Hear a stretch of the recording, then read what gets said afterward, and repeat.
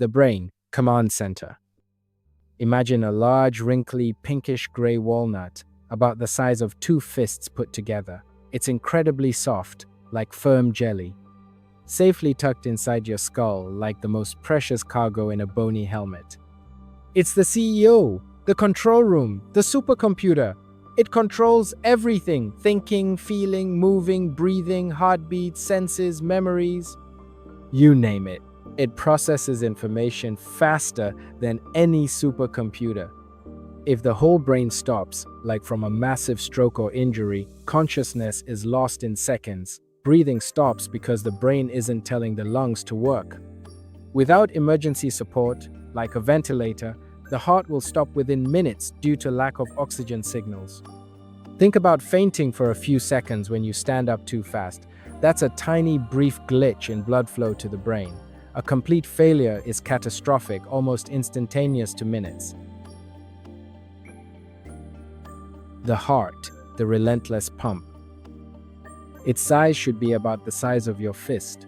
It's a powerful muscle, shaped vaguely like an upside-down pear. Picture strong, red muscle tissue constantly squeezing. It is centrally located, slightly left of the middle in your chest, protected by your rib cage. It's a tireless pump. It beats non-stop, about 100,000 times a day, to push oxygen and nutrient-rich blood through miles of blood vessels to every single cell in your body. It also brings waste products back for removal. If the heart stops beating effectively, cardiac arrest, blood flow halts. Without oxygenated blood reaching the brain, irreversible damage starts in just 4 to 6 minutes. Departure follows quickly without immediate CPR and defibrillation. CPR literally tries to be an external pump, manually squeezing the heart to keep some blood flowing until help arrives. The lungs, the oxygen exchange house. These are two large, spongy, pinkish-gray organs. They look a bit like upside-down trees inside your chest, with millions of tiny air sacs, alveoli, at the ends of the branches, filling most of your chest cavity, thorax, protected by your rib cage. Your heart sits snugly between them. They are the body's air processors. You breathe in oxygen, which passes into the blood through the delicate walls of the alveoli. At the same time, waste carbon dioxide passes out of the blood and you breathe it out. Essential gas exchange. Ha ha ha. If both lungs fail completely, like in severe drowning, massive pneumonia, or a blocked airway, oxygen levels in the blood plummet. The brain and heart, desperate for oxygen, start shutting down within minutes. Depending on the cause and partial function, it might take a little longer, but without oxygen, survival is measured in minutes, not hours. You know how holding your breath shows how quickly your body demands oxygen? Complete lung failure is like being permanently unable to take that next breath. You would have somewhere between 3 to 20 minutes before you depart to the heavenly above. The liver, the chemical factory and detox center. This is the body's largest internal organ, besides skin, of course.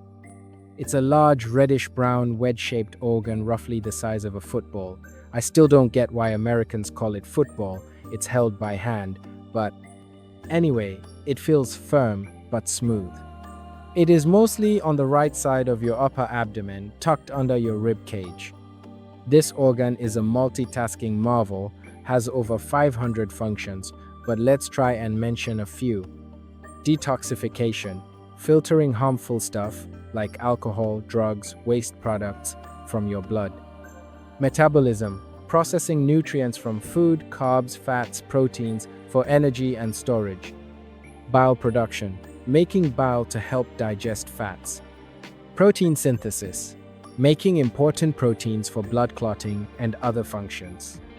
Storage, storing energy, glycogen, vitamins, and minerals. The human body will shut down if it fails in a matter of days to weeks. The liver is incredibly resilient and can regenerate to some extent. However, if it fails completely, acute liver failure, toxins build up rapidly, blood clotting fails, and brain function deteriorates, hepatic encephalopathy. Death can occur within days or weeks without intervention like a transplant. There's a disease called jaundice, yellow skin, eyes. It is a sign the liver is struggling to process waste. The kidneys, the master filters. They are basically two bean-shaped organs, each about the size of your fist. They are reddish-brown.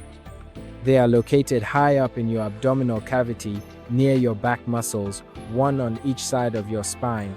They are not in your lower back where you might feel kidney pain. They are the body's sophisticated water treatment plant. They filter your entire blood supply about 30 to 40 times a day. They remove waste products and extra fluid, forming urine. Crucially, they also balance essential minerals like salt, potassium, and help regulate blood pressure. The body will shut down if they fail in a matter of days to weeks. If both kidneys fail completely, waste products like urea and excess fluid build up in the blood, called uremia. This poisons the body, causes fluid overload in the lungs and heart, and disrupts heart rhythm. Departure to heaven usually occurs within days to a couple of weeks without dialysis, a machine doing the filtering, or a transplant. Dialysis is life-saving because it artificially performs the kidney's vital filtering job. The pancreas, the sugar regulator and digestive aid. It looks like a long, flat, tadpole-shaped organ nestled behind your stomach. It's yellowish and spongy. It is located deep in your upper abdomen, behind the stomach, and in front of the spine. It has two crucial roles. Endocrine produces hormones like insulin and glucagon, which are absolutely vital for controlling blood sugar levels. Insulin lets sugar, glucose, enter cells for energy. Exocrine produces digestive enzymes sent to the small intestine to break down food, proteins, fats, carbs. The body will shut down if it fails in a matter of days to weeks, primarily due to endocrine failure. While losing digestive function is serious, it's the hormone failure that's rapidly fatal.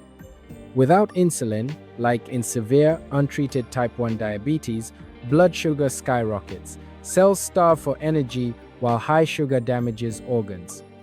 The body breaks down fats for fuel, creating poisonous acids, ketones, leading to diabetic ketoacidosis, DKA. This causes coma and death within days if untreated. You know how diabetics needing insulin shots are replacing the hormone their pancreas isn't making enough of? That's the point. The stomach, the nutrient processor. It's a muscular, stretchy J-shaped bag. When empty, it shrinks. When full, it expands significantly. It is located in your upper left abdomen, just below the ribs. It's the first major stop for digestion.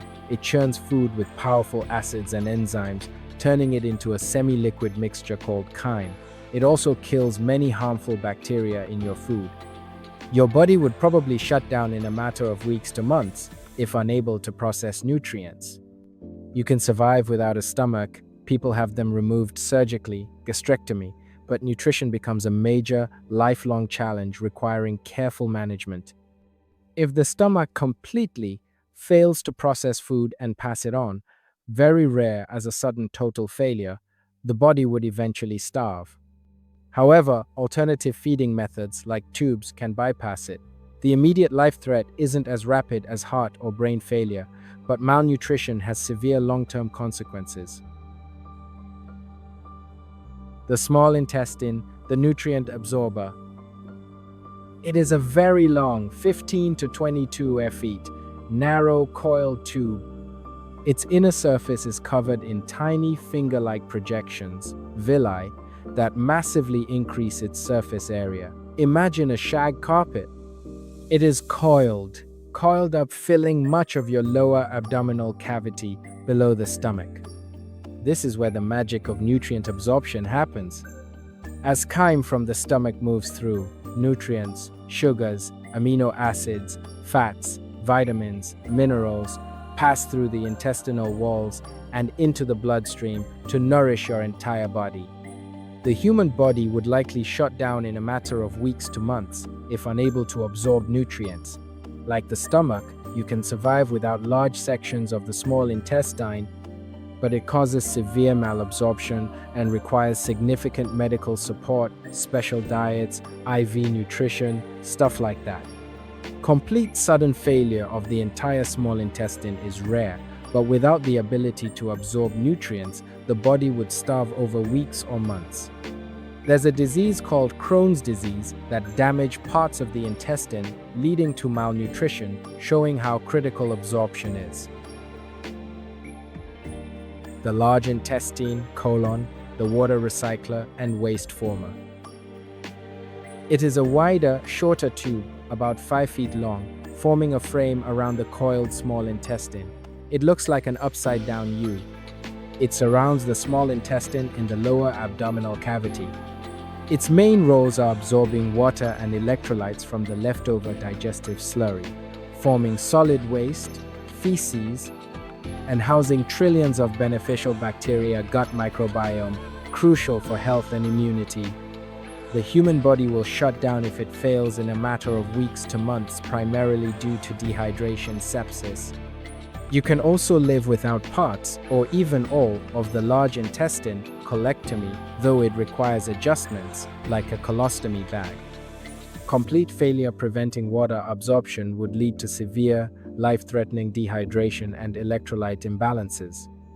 Additionally, a ruptured colon can spill bacteria into the abdomen, causing deadly infection, sepsis.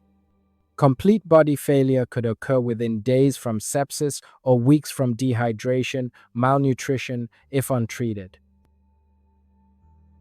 The skin, the protective shield. It is your body's outer covering. It is also the largest organ in the human body. It has layers, the outer epidermis, what you see, the thicker dermis underneath, with nerves, blood vessels, sweat glands, hair roots, and subcutaneous fat. It covers your entire body surface. It's your first line of defense. It serves as a barrier as it protects against germs, chemicals, and physical injury. It also regulates the body by helping control body temperature, sweating, blood flow, and prevents water loss. It helps you with sensation, lets you feel touch, pressure, heat, cold, and pain. It makes vitamin D when exposed to sunlight. The body would completely shut down in a matter of days to weeks if you somehow lose all your skin or if it fails. Lucky for us, that's rare. Losing small patches of skin is manageable. However, losing a very large percentage, like severe burns over 60 to 70% of the body, is catastrophic. The barrier is destroyed, leading to massive fluid loss, causing severe dehydration and shock. Overwhelming infection as germs invade freely.